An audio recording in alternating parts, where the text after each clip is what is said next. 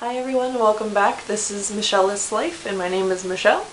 And today I want to do a spoiler discussion of Lair of Dreams by Libba Bray. I just finished this and I need to talk about it ASAP. Do you want to tell you? I did move a bookcase in here. It was in the living room, but I baby-proofed the living room so that I could play with my daughter without her trying to climb on it. And so we have our third bookcase for my booktube channel. No, I'm not just buying random bookcases for this. It's just my guest bedroom is now becoming a library full of different bookcases because my daughter likes to climb on them. So I thought I would update you on that. I'm going to start off this video with a non-spoilery section. I just want to say that if you read the first one, this is a great continuation. It feels just like, I don't know, it gave me the same feels as the first one did. It's just as creepy. There's just as much character development. Overall, just a great story. I have some notes I'm going to be looking at while I do this video, just so I don't forget anything. The book starts off with a sleeping sickness. I think it might even be in the description if you read the back, so that's not spoilery. I think that the way that Libba Bray takes historical things that happened in New York, like the building of subways and the sleeping sickness thing, is so creepy. The way that she incorporates them, because then you look it up online, you're like, holy shit, this was a real thing. Like, can you imagine growing up in the 20s, like, technology's not that far advanced, and like your friend is just in a coma randomly, and like there's no waking up, and he's probably gonna get these tons of boils all over him. I don't know if that's real, the boil part, but he could just die, or she could just, like, what? I found the plot to be a little predictable, so if you are going into this book, kind of expect that it was a little predictable. I mean, it was beautifully written, but around halfway through the book, you know what's going on, you know? So it wasn't really like, there were no twists or turns really for me, and I'm pretty susceptible. I'm not usually one who could figure the plot out very easily. So I am going to be giving this book 4.5 stars, not a complete 5, because I felt it could have been shorter. I felt that there were characters that didn't really need to be mentioned, and this is how I felt about the first book too. It's just, she mentions them for a brief moment, and I understand it's for character development for the whole series, that they will be brought up later on, and that they'll play a more important role later on. Like Memphis was mentioned in the first book, like briefly, and he was more prominent in this book, so I'm sure the characters that were mentioned in this book that played little parts will be bigger in the next book. But whenever I read those parts, I'm just like, I want to get back to the action. So 4.5 stars, but still amazing. Another good thing about it is it does read like a 400-page book instead of a 600+ page. The suspense and like the intrigue of the book and the creepiness and just you wanting the characters to survive and everything, it does make you read it fast and absorb it. I mean, she is an amazing writer. I love.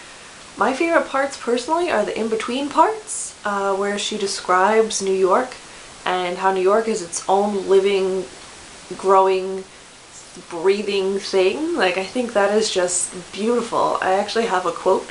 It is from later on in the book, but it doesn't spoil anything because it's just describing New York. It says, "The citizens rise and wash, shave and brush. They don stockings and dresses, pants, shirts, and suspenders. They button up their need, affix their aspirations, tuck histories neatly inside drawers, creating themselves as they go. A rhapsody of reinvention." I think that's so perfect for that time period and how she describes the people. I mean, that wasn't even about the specific characters, it's just New Yorkers and the people in general. I mean, that could be applied to now too, just perfect. She's so crafty and she's just such a wordsmith, so I really enjoyed that. This is where it's gonna probably get spoilery because I'm gonna break down each character and talk about them. I did leave out some characters because I'm just not interested in that. Yeah, so stop watching now. I'm gonna put a little black screen. Alright, welcome back, the spoilery people that want to hear more. The first character I want to talk about is Evie. Evie was a very strong character in the first book, and she's strong in this book too as far as holding true to who she is. But God, I hated her. She was just annoying and full of herself and just wanted to be famous and just was selfish and in the love triangle aspect, just like, they're not, neither of those men are right for you. Like, just cut it off, you know, cut it out. Just, ugh. Let's see, number 2 is Will. I really liked him in the first book. I thought he kind of grounded all of them, and in this book with him not being present, I felt like that was lacking. Like, they needed more leadership and they didn't have it, so that's why they're all over the place like little marbles. I also kind of wonder, was it a test that he left? Was he like testing them to see if they would come together and work together? It wasn't really clear. When he came back at the end, it was just like, oh, they're all together. Just, I don't know. It was weird. Number 3 is Memphis.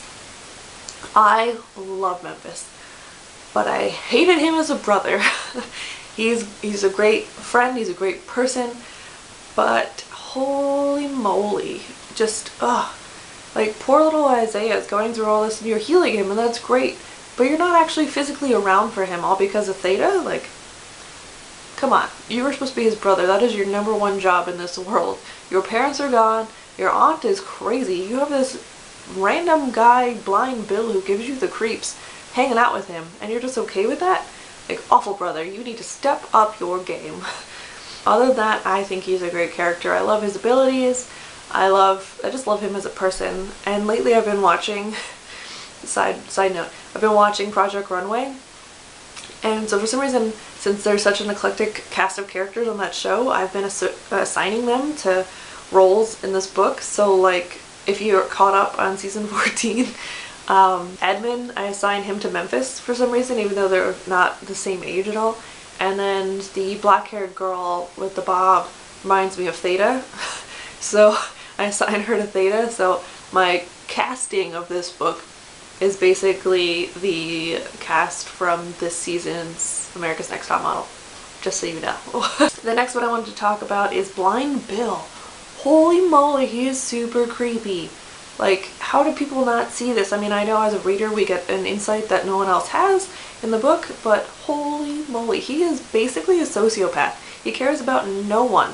He doesn't care about the little boy who is like confiding in him, and he has no problem taking advantage of him and hurting him. Like, he didn't even know Memphis could actually heal him, and he was just like, whatever.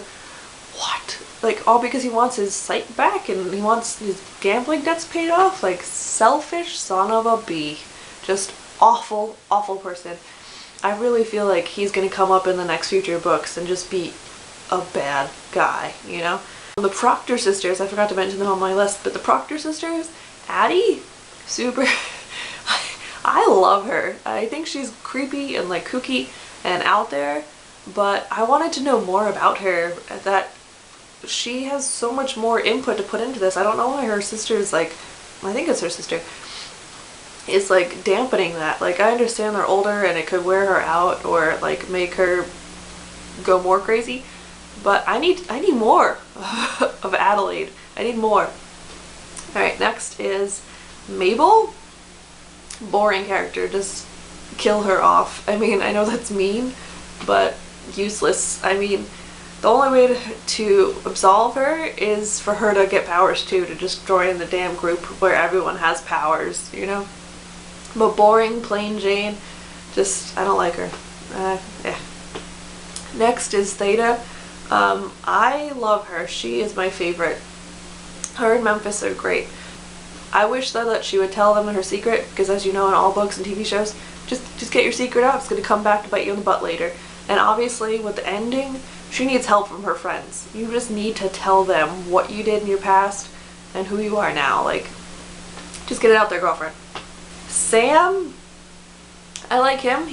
I think he's also a strong character. That's my favorite thing about this book, is that there's so many characters, but they're all so unique. And Sam, I don't know, he's painted very vividly, and I really liked reading about him in this book and his motivations for things. I thought they were really cool. I did feel bad that his informant was killed at the end, but we gotta do what you gotta do. Next is Ling and Wei Mei. I didn't see it right in the beginning who Wei Mei was, but then you start putting it all together and like I picked it up pretty quickly. Super creepy. I thought it was really cool that you kind of felt bad for her, even though she was the villain. I just felt so bad for her. That is so horrible. And the worst part is that you know it's based in truth. You know that happened in the beginning. It still happens. Just the sex slave trade and just, just it's a terrible thing, and it's so wrong that like it's still present this many years later. And it was just, I don't know, it was just awful. Ling, I really liked her. I thought she was really cool. I thought it brought another good aspect of history into it with the racism against the Chinese in New York at the time. I thought that was really interesting. I don't know why I'm like losing my voice. I thought it was kind of weird that she was also a dream walker. So Henry's a dream walker, and he can change people's dreams, and she's a dream walker where she can see ghosts in dreams. I mean, I guess it's cool. I thought just her perspective was good. I like that it adds to the eclecticness of the group, but I hope we see more of her in the future book. Because I liked Ling for how specific and science orientated she was instead of Evie. You know, she's basically the foil character for Evie. She's great. I loved Ling. Henry was so sad. I love Henry too, and just his whole story was so sad. His parents and his dad and Louis. Ugh, breaks my heart. I can't really talk about Henry. He's just too upsetting. I hope things get better for him. I mean, in the end, it started looking up for him, but that train scene and like, Louis telling him the truth, and I just can't do it. It was so sad. And the last character I want to talk about is Miriam. What? Like, Sam knew she was alive, but how long has she been there being tortured? I want to see more of her. I thought she was a healer too. I didn't know that she could see things. It's almost like she could see things like Evie does, but without holding anything. So I thought that was kind of interesting that she might have multiple powers. Yeah, that's my review. I hope you enjoyed it, and if you have not read this book and you just watched the spoiler parts, I don't know why you did that. If you have read the book, I look forward to your comments down below on what you thought. And I'll see you guys next time. Remember to subscribe, and bye!